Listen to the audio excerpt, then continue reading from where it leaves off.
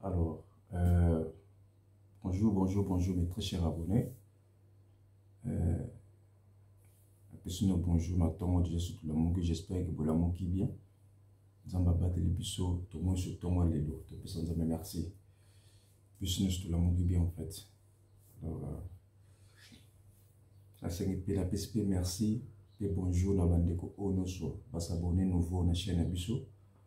La chaîne Abisso et le mouvement et le roi de la foule. Vous s'abonner massivement, s'il vous plaît, vous partager, vous aimer, vous liker.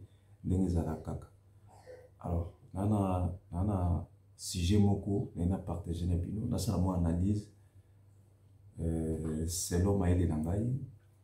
J'espère que bande ko nanga be bo itenga na ba commentaire na bino ça moi bien. Natalaki émission moko ya Trésor Lumière. Ba mage pas journaliste moko concernant voyage à Dubaï bakendaki. Ora azaki na liste mais et comme na suka ora na liste azati. Alors, le journaliste a posé question à Trésor Lumière ce qui Zachary Barabas moi je ne pense pas parce que Zachary Nawera a un bon terme. Alors Zachary peut à cette émission pardon à Dubaï à répondre à Trésor Lumière mais par propos c'était pas vraiment bien soutenant vers Ranson. Non là c'est bien en mais bota la émission où Nengi réponse il y a Trésor Lumière pas poser concernant le problème. Est-ce que Ranson a un problème dans sa carrière? Non. Voilà, donc voilà, nous sommes en train de pouvoir avancer avec ceux qui comprennent. Nous sommes en train d'avancer avec ceux qui croient. Oh, Zachary Barabas n'a pas parole à Dubaï. À écrire du mal, à dire du mal entre eux. La forêt, donc c'est comme si Ranson a mal aimé. Est-ce que Ranson a un problème dans sa carrière? C'est comme si dans Ouaj ya bâtiment lelo, ba décider mo baza lelo, c'est comme si Ranson a mal aimé. C'est comme si Ranson té faut monter mon sous. Attends, tout le monde a 30 de diapason raté. Bon, raté. Donc c'est comme si Ranson est mal aimé, mais on ne comprend pas pourquoi. Les artistes qui ont été contactés. Jossam Nyokalong. Contacté. Kofi Olomide. Contacté. Jibem Piano. Contacté. Ranson. Contacté. Héritier Watanabe. Contacté. Gez Mawete. Contacté. Inosbi. Contacté. La Tangina Missoute. Mbili Abel. Contacté. Et puis, ont été ajoutés à la fin, après, par le chef lui-même, s'ils sont disponibles, Fali Ipupa et Moun. Dubaï, voilà, au monde d'orchestre et tout, où est Dubaï? Le leader tout est Dubaï. Le premier leader à être contacté. C'était où? Pour la Mambo Expo, on est le roi de la forêt. Nous avons besoin d'organisateur à contacter. Bon, comme on a eu trois curieux, tout le monde a dit, l'orchestre monsieur à Dubaï, Wenge musique à maison, mais on a eu Ranson. Toi à Dubaï, c'est vraiment un grand regret. Parce que nous avons compris que moi je mourrai salam dans ma mort. Ah, j'ai. Oui, les amants l'État, les amants dans la poche à Montouté. C'est l'État congolais qui a mis les moyens pour que la culture congolaise soit valorisée dans l'Expo Dubaï 2022. Mais tu dois comprendre que les gens pas tout le monde comme un tribalisme dans la musique. Dans les gens pas tout le monde a tribalisme dans la musique et puis il va politiser la musique. Ranson est à la page. Donc ça veut dire que quand on veut prendre 3 orchestres de ces pays et poursuivre une musique à maison mère, éviter. Soyons quand même honnêtes. Les favoritisme était. Les actes pour le gouvernement actuel. Mais tout le sentir que le favoritisme est là. Makamna, il y a tout. Tribalisme. Politisation annulée. Il y a pas rétro-commission. Là, c'est le favoritisme. Ce sont des rétro-commissions. Ce sont des rétro-commissions. Mais ce n'est pas un décideur. Zachary Lola est un décideur.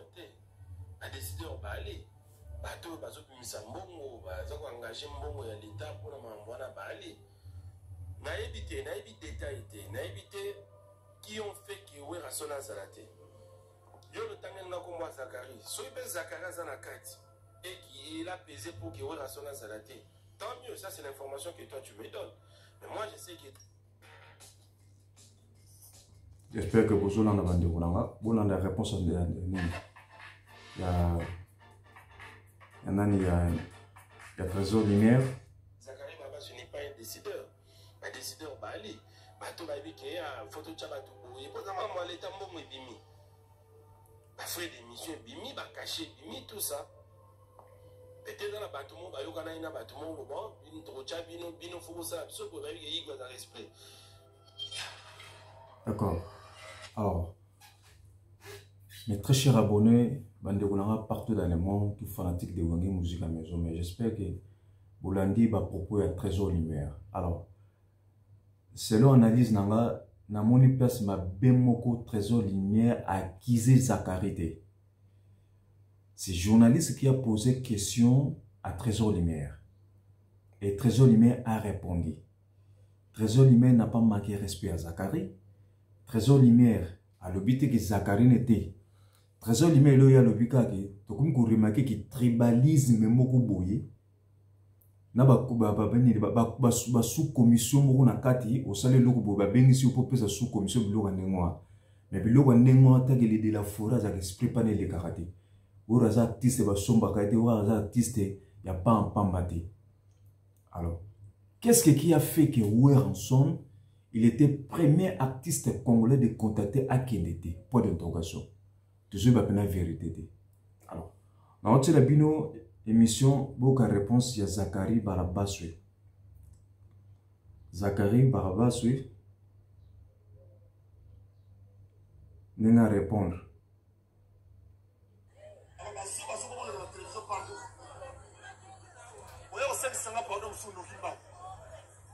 Boga Zakari.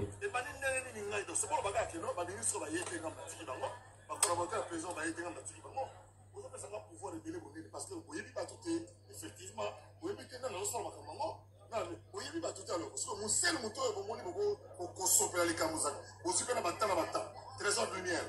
Ça va attention en gaï. Ça va attention en gaï. Trésor Lumière, aux gens petits, vous voyez, beaucoup de oué, on a fabriqué oué là. Naï Zakari, on a fabriqué, on a pas comme du foufou. Il va là-bas, foufou. On a fabriqué oué là, naï. On a fabriqué, on s'est retrouvé bien autour de la cible. Et je suis fier d'avoir fabriqué un certain Weranson. Qui ne connaît pas l'histoire? Ok. J'espère que Bandeko Bolandi partout dans le monde, tous à la bentélo, tous à la réaliste. Regardez la façon que Zakari il est en train de parler envers Weranson. Na fabrica. Azole la ligne, na fabrica. Quand dit yo fabriqué, un certain Wera. Attends, un peu de respect quand même. Mais c'est Zakari Bababa, soit disant Yom Dolobi qui aux a 3 diplômes d'universitaire. Un intello ne peut pas raisonner de la sorte. Un intello ne peut pas parler de la sorte. Mais c'est Zakari Bababa, vous êtes un exemplaire Yamboka. Mais moi, non, bala lobara mingite. Tirer, c'est de trop perdre au bêta mabakou. Quand il dit que je lui ai dit, moi j'ai façonné Ouera. Attends. Mes très chers abonnés, partout dans le monde, tout fan de maison, mais tout fan de musique.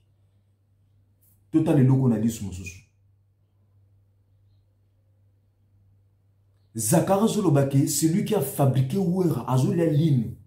Vous sentez à lui haine, la méchanceté.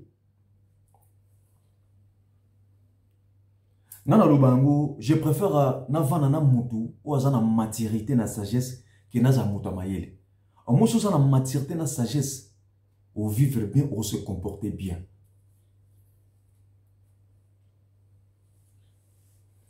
Pourquoi je dis ça? Weranson, il est gradué. Il est très intelligent. Parce que Weranson a tourné na batamayele. Pour ça na mayele, il faut tourner na batamayele. Mais selon Zakari, il a 3 diplômes universitaires. Nawera, il est gradué. Ouera ne peut pas se comporter de la sorte. Ouera jamais peut passer à la télé pour dire des sottises comme ça, des bobas comme ça. Envers ses collègues, envers Zakari. Moi, je ne pense pas. Mais c'est Zakari Bababa, Vous êtes un exemple Yamboka. Ata yomoko ndeko nanga vie nanga Zakari Bababaswe.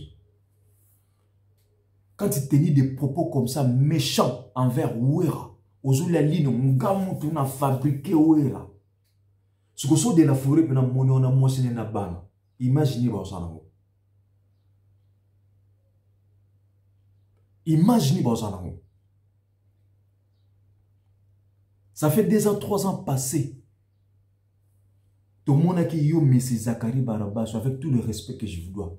Au Kenan, États-Unis, Nako Ouera.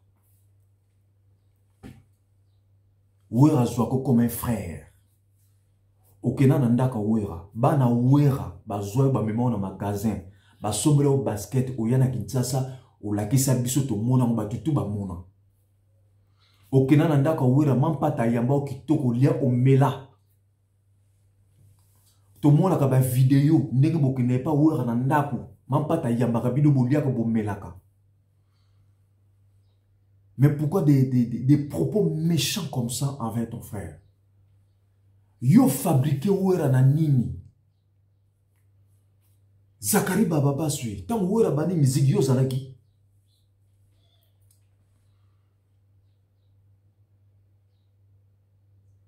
Oué à ça artiste et musicien.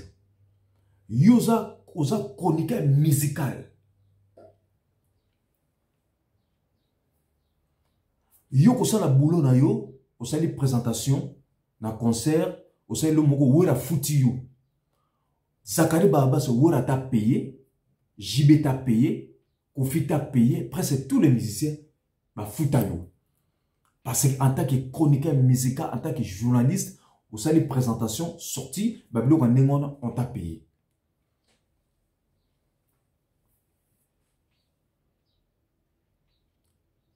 Soko tchaki wera, ou poussaki ou soutenaki wera, et ça m'a bêté. Wera aussi t'a soutenir. Wera pas sunga yo.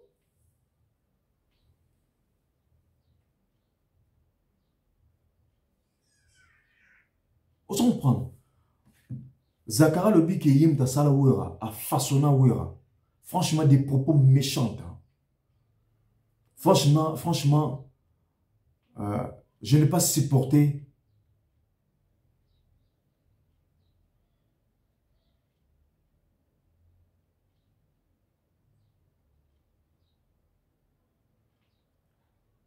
pu supporter Babilo Kaboy. Alors, pourquoi n'a-t-il bino oyo? Nazote la bino tant Adolphe Bakaboy na wera. Tant ba mi le komi ko salama. Soit disant Adolphe a le biki wera tini ba petit ba bengana ye. Pour Zakara biki yem ta sala wera.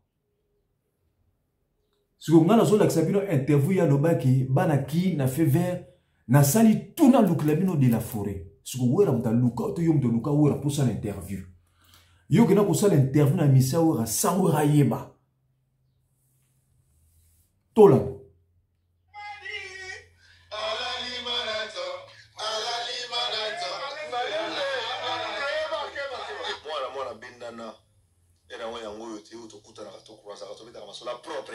Boyoka bien. La minute oyo naleka bomonika keno ba annoncer depuis quelques jours déjà que Toroyamba ambassadeur de la paix Werason na bi ki boza plein na ba palais dans makele de tiba ma aussi na moningela te keba na supposer que aussi botinda ki bana avant pour le solo les a oyo créatif pour cela qui buit sans pimpa boyebi kaka ya on a un biwera pour te expliquer. Ça fait beaucoup de temps. Nazo Lukaye pour tout solo là. Boyoki bien. Nazo Lukaye. Lukiye au Saranati. Na Lukiye au Saranati. Ça fait presque 6 mois si koyo. Botine yo la son na poto yeyo la pesa bino mbote. Zakari mbote zo to pesa suboete. Oh, mbote changer à faire au beta 2 au beti après simbi mutema. L'accent. Ici oui. Ouais. Au beti. Et puis si motema au simbi. Tout va de la on a pour la au beti le coffee. puis aussi. Alors, moi, la Kine, tout le monde à Brazzaville, tout, la minute, oh, bois, 12 millions. Ne bozawana, autour de de la forêt montée. Ça, le rôle à Young, to PC, c'est qu'on a minute. Ne bozawana, vous bêtez, madame, vous la maman. C'est pas minute, c'est pas le soir. Au PC 1, au petit 2, 3. C'est moto ya mwana mikolo. Alors, de la forêt, yeyo, aye, awa, botindagi na mikili. La mission de service au mouvement au Winging. Mais très cher abonné, Zakari a le but que yé mouta façonna ouera. Mais en 2002 temps ouera, ça la préparation qui bouge en pipa. Mais c'est Zakari, au lobby, ça fait plus de 6 mois, bah moi, aux autres, ouera pour vous ça l'interview. Et c'est ouera mouta luka qui est pour vous ça l'interview. Yonde mouta luka ouera pour ça l'interview. Pour l'émission, on fait vers État la maladie. Ça. C'est-à-dire que ouera ne mouta personne ma camp. Je me rappelle à l'époque, moi j'étais encore à Kinshasa, cette émission était là fort. Tout le monde est devant un écran. Alors aujourd'hui, M. Zakari Barba, tu tenu des propos un peu méchants avec ton ami, ton frère Oueranson. Aux gens a raison, il y a que l'on était bola tsanga berité, tant basaki ba programme na bango ngana ebaki na ngati. Tant basaki ba organisation na bango ngana ebaki na ngati. T'as raison. Mais à cause de trop parler, on perd raison dans M. Zakari Bababazu. Ya ko lobake yo moto façonné ouera. Mais très cher abonné bande ko na ngai bota na ndenge M. Zakara sur nga moto na façonné ouera. Franchement, ça m'a énervé. Je suis dégoûté de M. Zakari Bababazu. C'est un vieux, c'est un père qu'on respecte beaucoup, mais parfois tu commences à déconner M. Zakari Bababazu. Ça fait quelques semaines passées ici, pas même un mois ici, tu avais des problèmes avec Ndeko Eliezer en fait ici. Tu as fait une émission en disant que M. Ndeko Eliezer, c'est un villageois. Pourquoi de tenir des propos comme ça? Bande konabiso bavana na village, baza batute. Bande konabiso bavana na village, ce ne sont pas des Congolais. Et de passer devant la télé, devant Internet comme ça, au banagoyo sa moninga, aza villageois. Non. Non. Moi j'ai compris une chose, c'est M. Zakari Bababazu.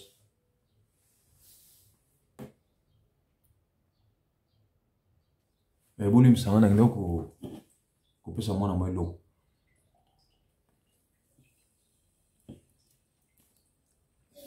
Dès l'eau, Zakari a tenu des propos concernant Ndekonabiso Eliezer Tambwe, soit des villageois. Il paraît que j'avais eu les formations qui a Sengagi pardon. N'a compris l'homme pas vu Zakari. Zakari ali comme na yende. Mais c'est Zakari Bababasu alingi na ba copie nyonso ba branchaka ye. Ya lingi ba ninga mususu ba existe te. Zakari alingi makamu nyonso ya zanaka kaka. Ngana obenga ngo azo souffrir de l'homme complexe d'infériorité en fait. Zakari Bababasu ba beba na jibe. Kourou de kasu bien te. Zakari Babas avant ba bébé na Kofi. Ba yokani ma muketa en Kofi azaki hospitalisation en France a ngelo tala Kofi ba yokani. Zakari Babas a bébana na nati le collé. Zakari Babas a bébana na Joka Kabengeli. Zakari Babas a bébana na Yves Kambala. Zakari Babas a bébana na Serge Kayembe. Ba tout wana na tangi ba grand journaliste wana. À l'époque bando sala ba émission za kipe na succès lelo batika na bango ba ko Serge Kamba ba ba député musu ba ko misana na bango musu batika la bien en bon terme na ba musicien, mais c'est toujours M. Zakari Bababasu mal bouche na ba collègue na ye na ba musicien na ba tutu. Mon vieux Zakari Bababasu, s'il vous plaît, moi non ki abeta kambunda ba kolo pe ba bina po ba to ba la ki, c'est un conseil que je te donne mon vieux. Moi, non, la lobara trouté. Moi, non, il faut un charisme.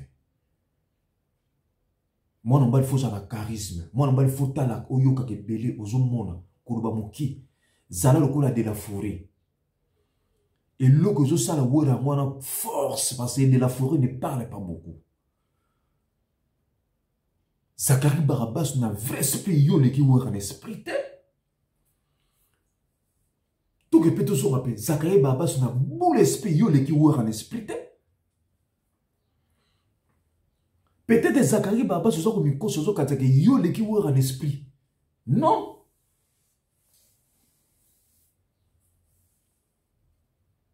Mais quand il passe à la télé, vous savez, une mission à Dubaï, on a façonné Ouera. Attends, on façonné Ouera na nini? Tika bilobela, mais c'est Zacharie Barabas suit. Tika bilobela et porter le côté. Vous avez raison, ça la émission na yoko s'intervenir et ça n'a pas été. Tant que ça qui va programme na bonga na ça qui n'a pas été. C'est Ouera qui était le premier musicien à contacter. Ceux qui ont raqué peut-être ça va raison personnelle. Mais tu peux pas passer au salon d'une émission, tu dis que je suis un certain Ouera. Attends, un peu de respect envers Ouera Zacharie Barabas. Un peu de respect, s'il vous plaît. Ouera n'a jamais qu'on réponde. Nous, les fans club, surtout fans Ouera, je suis mécontent. C'est manque de respect. Ouera c'est un père de famille. Ouera na moisi respect. Ouera na moisi au batutu ba respectaka. Ouera azana famille. Ouera il a des enfants. Ouera pesi batu vie. Quand je dis à pesi batu vie, Ouera zanza bete. À travers Ouera batu bele basu ba vie. Ouera memi batu bele na poto. Ouera bimisi ba ne bele. Ouera c'est une école. Il mérite beaucoup de respect, mais c'est Zacharie Barabas. Toi, tu ne peux pas passer à la télé gratuitement comme ça, tu incites, tu manques du respect gratuitement comme ça là. Non. Non. Et là, Moro, Wewa, Sankara de Kouta Lobaki, il tire pas attention. Ou Lobaki, Ndaka Wera, et commis Moututu à Ouya Kota. N'a pas mon ça quelque part raison. Maman Sylvie Mampata, maman n'a plus surtout avec tout le respect que je vous dois, maman. Keba, badumsu badingi mobile no pona profit, batuko ba Zacharie Barabas. Ayagi pa na okuna alobaka petite sœur nanga, olamba ko zika ka maboko na lié, metala makambazo ba pona mobile na yo. Boka nga porte na bino ndako. Bokeba. Ouera elle est toujours combattu mais jamais abattu. Force à Ouera ezayi moko yemei. Et puis, na biso bateau nzamatina na c'est toujours soutenir artiste na biso tolingaki na bolunga vrai. Il y a toujours qui a ce qui est bosso. Maman Sylvie Mampata maman na biso de la forêt quand on porte ndako na pas trop de visiteurs. Place mutako tuer le poison oyeba te parce que porte na otika move bateau zo yama na ndako. Bazo lia bazo mela ba ka baza mte amabe pona yo. J'espère que mon entier batali émission, Moutou Moraza a se pété na Zakara Dobi. Nazo senga na ba poche ya Ouera, pas chopanda tout la massa. Vrai ami personnel ya Ouera en son, le vrai ami. Ouera mo abenga ka mon frère. Pas chopanda, bota le loko na lisu mususu. Golf Gizola, vous a présent tous les fans à Ouera son. Bota le loko na lisu mususu. Mère nanga Irène Mamouene fanatique à maison mère. Bota le loko na dit soki bino boza ba tout boza proche à Ouera vraiment. Bo comme ça message pas Ouera à faire attention à batu. A kanga porte ndako na ye. Batu ya Julia na bango balingi na bango yete. Franchement c'est trop méchant. Comment la biloko boy. Mais c'est Zacharie Barabas sur le bac a 3 diplômes d'universitaire. Un intello, tu peux pas raisonner de la sorte. Mon temps dans un diplôme universitaire, il ne peut pas raisonner comme ça. Tu ne peux pas parler comme ça, Zacharie. Sopio. Et Sopio, ma bé. Obimisi haine n'a eu envers Ouera. Ce qu'on a mis sur le blog, notamment le blog, mais on va confirmer ce que Yom te diabolisé Ouera qu'elle était. Pourquoi propos ya bouilli? C'est trop méchant. C'est comme si on s'en a promené à Ouera.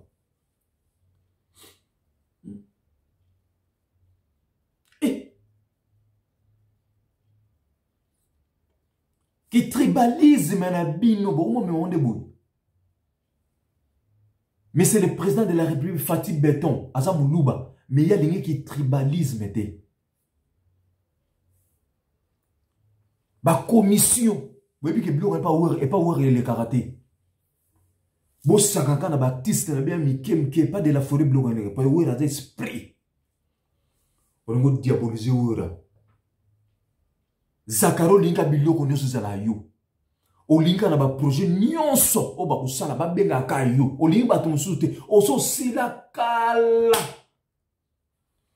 o zo luka ka impact o bebe na ba chroniqueur nyo e bena ba journaliste nyonso pona ngai muto zaki mieux placé ya ko sala présentation comme un journaliste fait ba ça Mami Lela modèle Sarankine sa polémique pro. Il y a Mami Lela.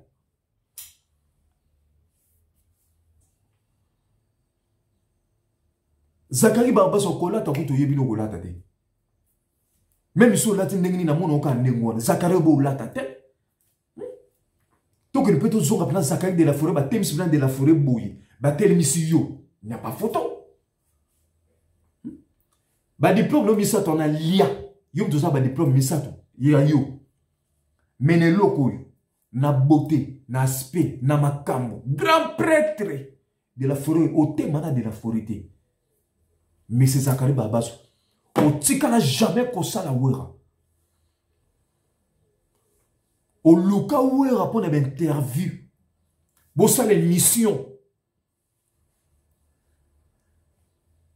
Kofi Mouta valorisa les mots-là à son pivot. Mais très cher abonné, bande qu'on a remarqué, Mise Bawara sous Zakari Baba Sote. Ouer, JB, Kofi, même hérité les restes, Babouara a ressorti. Parce qu'il est très insolent en fait. Mal bouche. Même dans mon entourage, il est partout. Mauvais Zakari Baba, parce que je respecte beaucoup. Aux un modèle. Aux un gars qu'il faut qu'on puisse les respecter. Mais avant que Babi, avant que Mouta respecte yo, mais respecter nan. La façon que tu t'es comporté, mais c'est Zakari. Je suis vraiment désolé. Nous, les fans de Ouer ensemble, on te respecterait jamais. Netinga, Moutokwanga. N'a préféré l'homme ce que yo. Qui moutem, toujours le mot changer. Dans le comportement boy. Après vous avez l'idée d'opinion, n'a pas genre comportement boy. N'a pas mal bouche avec tes collègues, n'a pas mal bouche avec ma musicien, n'a pas mal bouche partout dans la batunyos, vous avez mal aimé parce que tu parles trop. Au monaka yo te, mokane yo te, on est dans un pays de loi. Ce que ba popo yo teni mais c'est Zakari Baba Basu. Un certain ouera, c'est manque de respect. Un certain ouera. Attends. Respect na ouera, Zakari Bababasu. Nous, les fans club à ouera, sont tous siliki mabe. Keba. T'as pas le droit de manquer de respect à ouera comme ça là. S'il vous plaît. S'il vous plaît. Kende Dubaï na yo, que nous sommes makamuna yo. Ba mizizo bake Ishala, c'est pour présenter notre pays. Mboni ba pesa wera kuna eko bongsa wera. Wera sa bonga. Wera za déjà na mbongo na ye. Polémique ni yo sali. Polémique jibe na wera. Yo le ni yo contribuer. Les contrats na polémique na bango ne be mission na bino fait vers ne muto nozo impact. Ce qui ba wera ba na poto polémique entre wera na jibe yo za na katu wana impact émission na yo. Ba wera ne muto ba sala yo za na Messi Zakari. Rectifiez, s'il vous plaît. Il faut se pardon par Ouera, s'il vous plaît. Tu as l'intérêt de demander pardon à Ouera. Tu as mal parlé, un certain Ouera. C'est comme ça qu'on a problème à Ouera. Ah, Bonico, quand on te respecte, respecte aussi les gens. Ne prends pas déjà comme un imbécile, on va le faire on va le critiquer, on va le minimiser, on va le mettre Zakari, on va le côté. Yo landi wana pour pas payer au moins 10%. Tant que vous avez mis wana pour pas payer 10%. Mais chez Wera ça passe pas. Yo Zakari Babas au bal sa Wera na nini. O continue Wera na nini. Wera grand prêtre, Wera na succès, Wera na makambo, Wera na mbo, Wera liko na boga na mamutu, Wera liko na rolata. Un peu de respect, mais c'est Zakari Babas na Wera ensemble. Ah mais non. Mes très chers abonnés, j'espère que Bande Konangai, Isaka qui fanatique à Wera te. J'espère que tant qu'un Congolais n'a CP na ba popo wana te Bande Konanga pe botali bi mission wana, je pense pas que bo CP na ba popo wana. Eza ba popo moko méchante. Natala rende Wera bazarana Zakari. Natala rende Zakari qui n'est pas Wera. Mampata, maman Sylvie, maman na biso, auto respecta ming alambe la rabango ba fufu ba liaka. Natala rende Zakari qui n'est que États-Unis pas Wera. O bana Wera ba sombele basket azonga na Kinshasa. Lelo tala nenga zo bana Wera. De la forêt, aux Anzam, j'ai compris que tu es toujours combattu mais tu ne seras jamais abattu. Mais il faut faire attention au entourage na yo. Et si ka poisson ou ta oye bate keba. O nzamba ligno azola ka yo déjà ba yini na déjà ba so mona. C'est pas normal. Mam pas ta maman Sylvie maman na biso. Faites attention bo yamba ka suba to na banda ko na bino sote. Ya mo tozo mona ba conséquence ba Zakari baba so mutema mabe. Di kundu. Maintenant sur pour aussi ces missions na biso ils ont un moko bah censurer, protéger base na Kinshasa. Alors je ne sais pas, ils ont censuré ça à raison que balobi que il y a trop de bêtises. Vous savez, oui.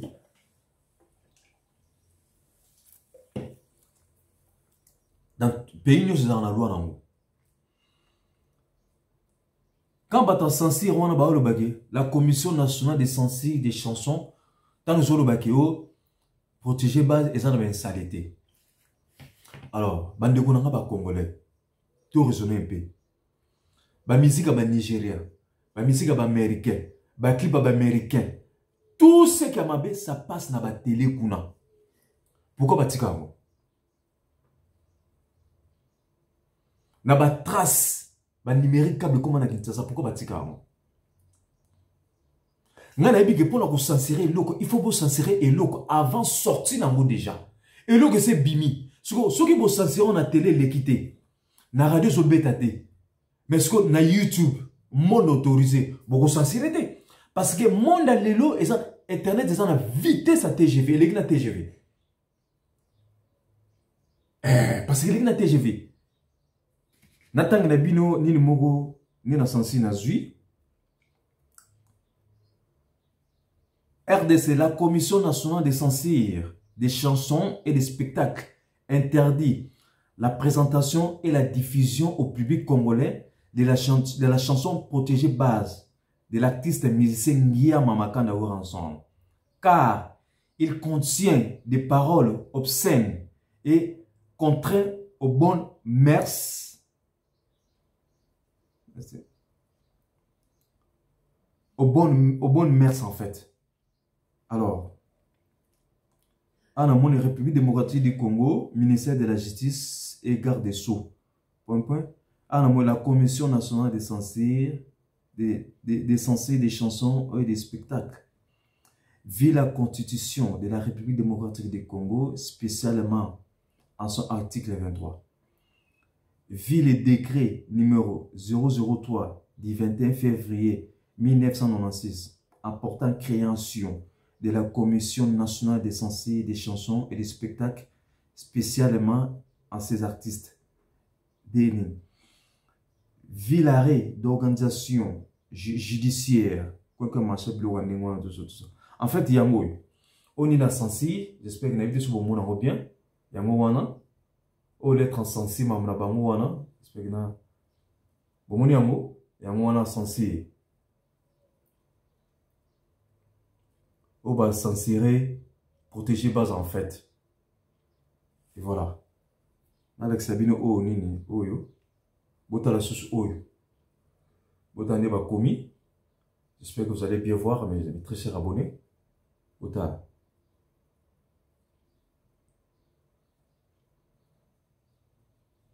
Autant on va commis. J'espère que vous m'en bien.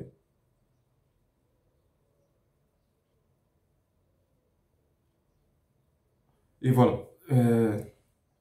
Protéger base, pour finir, protéger base, ils ont interdit la radio, la TV en alors, ça engage que, en fait, c'est leur problème. Mais tant que nous, les fans de la bonne musique, nous, on fait notre promotion à notre manière. Parce que déjà, dans YouTube, protéger base, et ce qui est très bien, en fait. Là, je vais regarder, surtout commune à combien. Je demande à tous les fanatiques de Wenge Musique à Maison Mère. Beau s'abonner et beau partager, beau sur la promotion. Il y a protéger base. Voilà.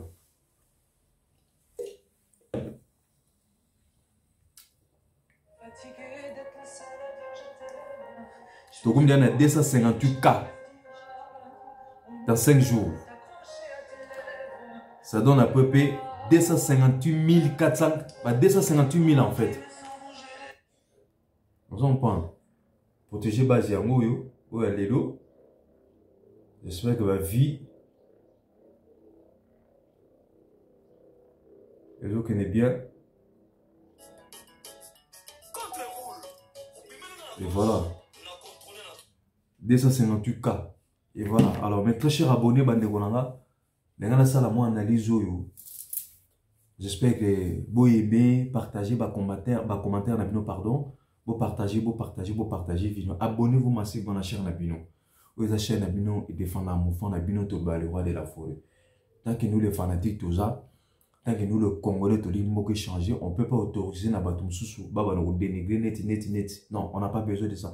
Conga Lelo, on n'a pas besoin de gens comme des Zachary, insolents. Alors, film va battre union, ce qu'on manque, battre union, ce respect des personnes comme ça, on n'a plus besoin, c'est fini. C'est fini. Alors, à Seigneur vous allez bien, que la paix du Seigneur est en abino, nous allons battre la bino, protéger bino.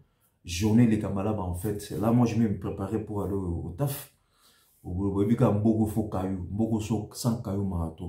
les fanatiques à Wera, tous les fanatiques à bord de musique, s'abonner, partager, aimer, commenter en abino. Non, c'est la réponse dans le commentaire Nabino. Merci beaucoup. Ciao. Mais tout ce que ça m'a dit Mboyo. Tout ce que ça m'a dit Mboyo.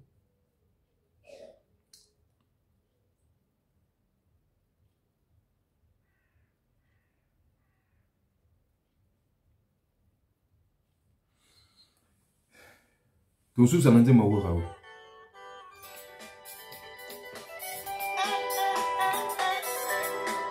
En fait, de la forêt à Yemba déjà nyonso.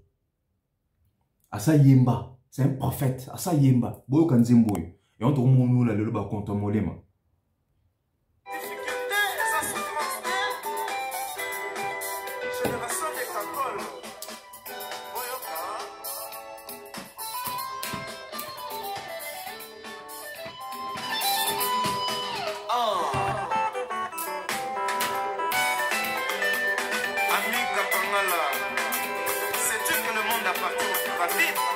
Ah, de la forêt.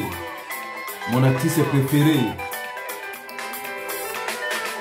Mokili monea surprise mama ngai na yebaki te baninga bakomisa bandeko nde bamuna na ngai batelanga mitambo nzela nyonso baluka vi na ngai ebeba likambo kokana esimbaka te toujours nzambe akosukisa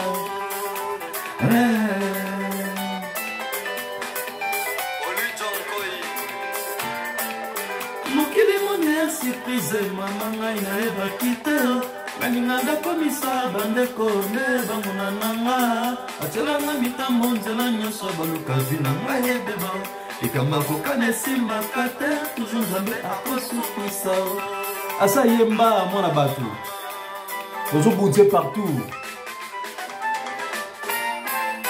elikela ngai wapangala dosamona tata nzambe oyo ngai mosala papa ponela ngai nde mizika masomba koloba pamba solo balonga biso te pamba nzambe azali mokonzi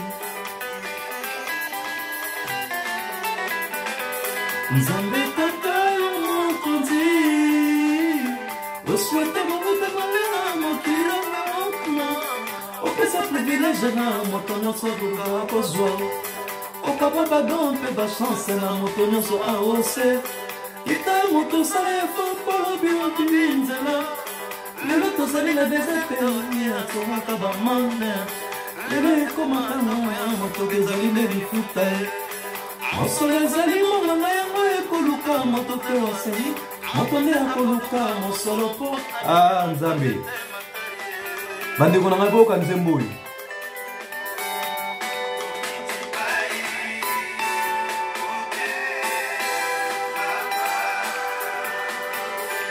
Amika Pangala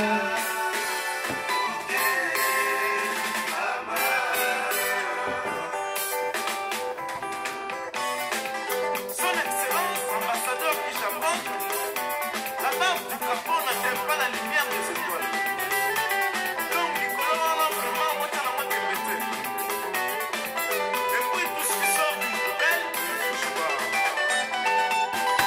Nzambe tata yo mokonzi oswete mokonzi mabela mokili yanse opesa privilege na moto nyonso koloba yo okapa bado mpe bachance na moto nyonso aose kita moto paipopamimizela lelo tozali na desete atongaka bamame lelo ekomaka moya moto ezali nde lifuta mosolo ezali monganga yango ekoluka mobutu moto nde akoluka mosolo mpo avivre de la forêt de la forêt ema ngai mwana mama losambo nga nasambelaka mpo na vere Iga pole pole, Rifise, Jorise, Ongebe, Jospina Ngebe. Mon fils, les mots les méchants.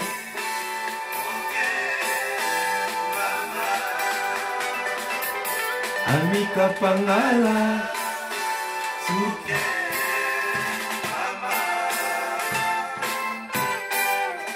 Alors, mes très chers, Amika Pangala, alors j'espère que tout ce qui est je ne me prépare pas pour aller au travail. Restez tranquille, abonnez-vous, partagez, aimez, likez. Je vous aime bien. Vous allez la vidéo, partager. J'insiste, bateau baza proche à Ouera. Bateau baza bras à trois Ouera. Ba golf kizola, ba pacho panda. Bon, mais la Ouera message. Je sais que Mamou Zakara lobby, tout le monde n'est pas d'accord de ça. Internet et on commence à se poser des questions sur qui Zakara zana pas na Ouera. Pour l'angisa qui mutema Zakari osa vilain. Ouera le kona kitoko zola pa ma Ouera le kona kitoko. O tema na Ouera te. Et sopio mabe mesi Zakari babazo. Et sopio. Mais c'est ça. Et sopio. Moi m'bala lobara troté. Elle nous me faut avoir des charismes. Mobile faut en a charisme. Mobile tala kaka. Mobile yoka ke belé.